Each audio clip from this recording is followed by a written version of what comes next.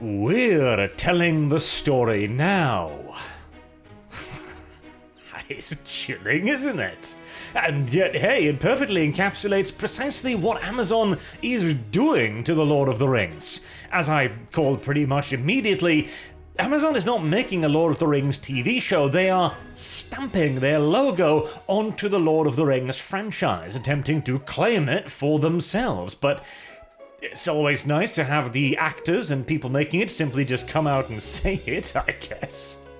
This is Lenny Henry again, who's apparently some kind of big name over in England, which is probably precisely why he's allowed to keep speaking to the goddamn press. Because every single solitary time he's been allowed to comment on the show, he has launched another torpedo into its broadside.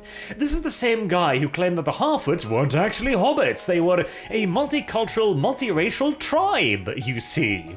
The same guy who also claimed that the Harfoots, the hobbits, were traveling the land in enormous, super stealthy caravans, following the growing seasons. Oh, well, no, it was even dumber, wasn't it? Following the fertility of the crops, that was it. Ah, yes, this time of year the potatoes grow extra well on the other side of the hill, you see. But, we're not here to really discuss about Lenny Henry's many interesting efforts to try and scupper the project that he himself is acting in. Rather, this kind of made me think again, because we've been talking a bit about the soul of a franchise recently, and how once you start losing that soul, it all falls apart, and how the soul itself, all of those little things, those little details, those little nuances that make up a greater whole, how the people who are making these things just do not understand them, how they are physically incapable of understanding them. And a perfect example has of course been in a lot of the promo material for The Rings of Power, like this one here of Lenny Henry's character, for example. Firstly, this doesn't look like a hobbit. This looks like a dude in hobo clothing. And this too, I hate this necklace so much. He's carrying a necklace with a ring on it. You know, like those other hobbits is, as I tear down half of the stuff on my desk. Like, this is not a fashion thing. Bilbo and Frodo didn't wear necklaces like this because they were in chic.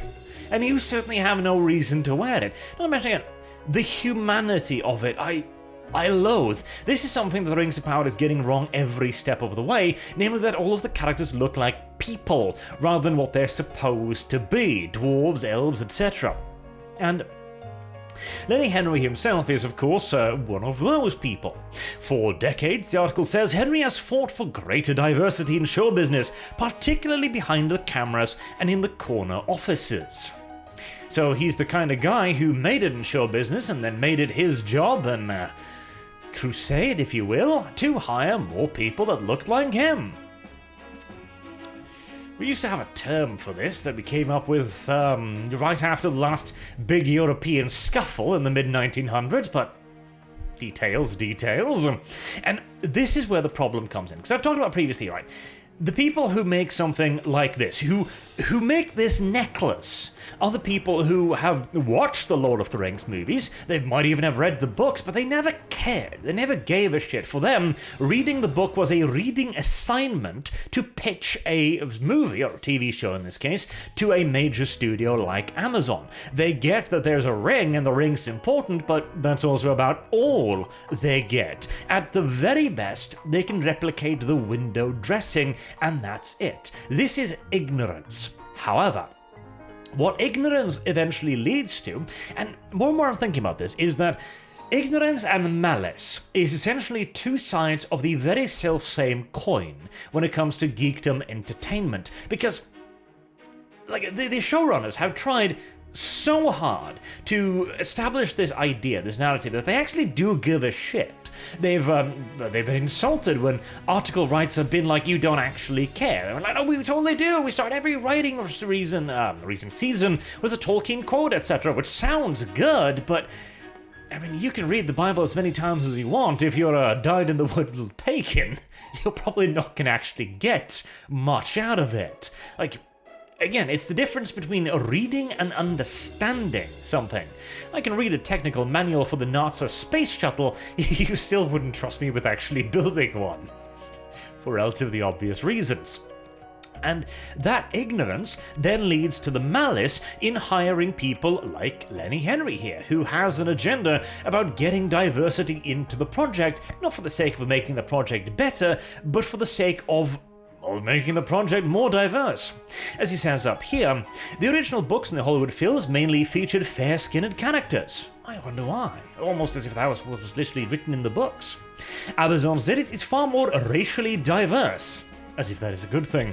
That's to do with it being the 21st century. People want to see themselves, Henry said. Of course, if you go back, there's going to be that thing that prevails because the books don't say. And then he remembers, oh shit, right, I haven't read those. Details. Although some of the characters are described as hard skin and darkened complexion, but that was then, this is now, and we're telling the story. That's the malice. That's not ignorance, that is malice. That is an agenda. That is, yeah, I know this is a timeless story, but we gotta make it for today, completely missing the entire point of making it timeless to begin with. So another bone I have to do with the no-name producers who's like, we're out to make a timeless story. That's why it needs to be relevant to today's politics. God damn it. Anyway. This also then leads to the hiring of people who don't really know what they're doing. So, look at this. Here you go, another again with the hobbits, or the Harfoots as they call them, probably for copyright reasons. They don't look like hobbits. They look like people, like hobos. Like, hell, even this character, her legs are so long that it looks like this character's half leg. Like, she looks like a normal human being, proportions-wise. She looks weird sitting there. And the weird, like, things in their hair, like there's some kind of backwards-ass savages. The hobbits were a settled people even in this age. They weren't Neolithic Neanderthals or anything. Or this one here, where you have their super stealthy moving caravans. I do love the attempt to camouflage them, like, how do we make this caravan, like, super stealthy? Well, we toss some branches on it, then no one will hear the enormous wooden wheels being dragged across the dirt. No one will hear the caravan of this shit moving through their territory. Not to mention, does this look like off-road capable wagons, drawn by hobbit power? Like, if the ground isn't perfectly flat, this shit is stuck. Again, the hobbits were not a nomadic people for very good reasons.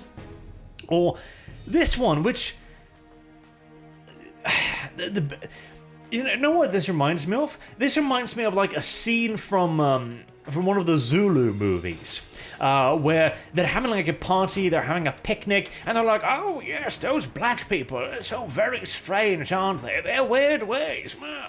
As they're having a Victorian country club picnic thing, and they're marching some Zulu warriors past, well not Zulu warriors, but you know, native militia.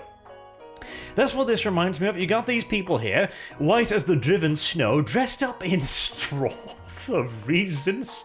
And then you've got the Zulu war chief here with a war pick for some reason. Again, classic hobbits gear right there. It's like, yes, this metal war pick has been in my hobbit families for generations. As he wears a goddamn straw hat. And all of this is shot from down up, exacerbating the problem with making these people look like, well, people rather than hobbits. Because again, ignorance breeds malice, because you hire people who don't get it. If somebody got it, they'd look at this go like, no, this isn't how, no, we can't, no, they're just hobos. The Hobbit movie. Now, a lot of people hate the shit out of it, and to be fair, it's got its weaknesses, to put it mildly. However, look at these characters. Now, you got some examples like Thorin here in the middle, and this guy to some extent, who look fairly just straight up human, right? You know, they've still got details like braided hair, the little dandly, what do you call those little like braid decoration thingies? But they look passively human. If you saw them just alone, you might think, human. But look at everyone else. Look at this guy, for example, with his big old plastic nose, heavily braided hair. This guy with his unique hairstyle, again, braided beard. Or this guy with the clear runic tattoos, the massive earrings. This guy with the huge ass beard. These characters look like dwarves. Why? Because they are playing dwarves.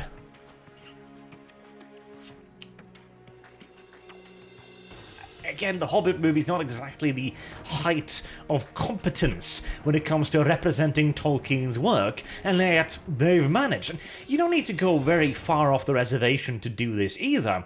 Like there was done in the original trilogy, for example. How do you make the elves look ethereal and otherworldly? Well, you make them goddamn glow. Not the most subtle effect, but it works. And it makes them look less human, because elves are not human. This is another thing that the Rings of Power just cannot stop getting wrong. Hell, the Númenóreans aren't human. In a way they are, but the thing is, the Númenóreans lived for what, like 200 years? They were a superior species, straight up. They should look it. They should look glorious, elegant. There should be something just a pinch ephemeral to them, and the elves even more so. Yet instead, we have hobbits with berries in their hair. Because ignorance breeds malice. Malice created by, well, hiring people based on their diversity characteristics rather than who actually might be interested in doing a good job. And there is, of course, the counterpoint as well, which is that it doesn't have to be this way. It isn't necessarily that this is always the way it happens, and yet it always does. Why? Well, I saw a very interesting comment in the video where I first discussed this, basically saying they're not incapable. Like, Disney could make good Star Wars. All they would have to do is hire somebody who knew what Star Wars was. All they'd have to do is hire the fan. Here's the thing, though. How would they know what a fan is? It's not a trick question. Again, if the Amazon execs have no idea what Tolkien is, if they look at this and think, yes, hobbits, if they look at this, they don't see the issues with any of this, if they look at this and do not understand why somebody who does give a shit about Lord of the Rings looks at it and goes, yeah, this is really weird on multiple levels. If they don't understand that, how the hell are they going to spot the difference between a fan and the person who simply wants the job because it's a fat old paycheck? You can tell them whatever you want. You can tell them, we really give a shit. We've read Lord of the Rings. We've read Tolkien's work. We really do care. They might even rattle off some quotes to convince them. And once more, if you don't know any better, you might very well be sold by the pretty little words, mightn't you? And if they also manage to weave in some diversity, saying that, you must see, The Lord of the Rings is really a tale about diversity, about people of different races and backgrounds coming together to save the world, which, by the way, is bullshit because the Fellowship literally failed, and at the end of the day it was all up to the hobbits to actually save everybody. Now, you could quibble the details of this, working from different angles to fulfill the objectives, etc., but it wasn't really a story about diversity coming together. It was a story about Satan versus humanity, and the elves and the hobbits and the dwarves who sometimes hung around, sometimes just sailed off into the sunset for their enormous nuclear bunkers on the other side of the sea, protected by magic barriers, etc. La-di-da-di-da-di-doos. Hell, you could very well make a good argument for why at least one of the species decided to make a run for it, ergo undercutting the argument, but details. So,